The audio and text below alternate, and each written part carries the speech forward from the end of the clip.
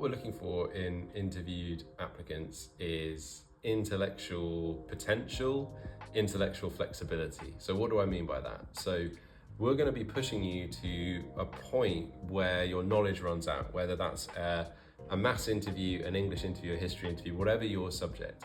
We're going to be trying to find where the limits of your knowledge lie, the point at which you no longer fully are sure of what step to take next, whether that's solving an equation, solving a complex problem, making another step in a complex problem, or whether it's continuing an argument, whether it's being presented with a piece of text or an image or whatever it might be that you've never seen before and you're not really sure what your reaction is, and you need to take a moment to think about that. So how agile are you? How flexible are you? Can you start to think along different lines? Can you make progress where progress with the problem or with the argument or with whatever might be in front of you or in the room in conversation doesn't immediately seem possible to you? Now that might sound scary, and it is scary.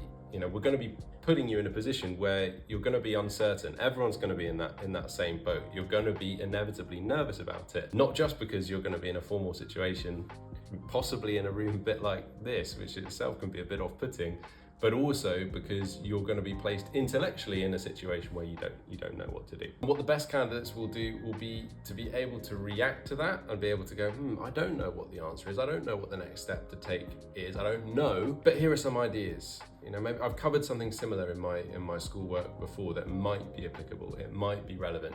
Here is a risk I'm going to take intellectually. Here's a possibly outlandish idea to make progress with this problem. That's the kind of thing that good applicants will do and will offer up.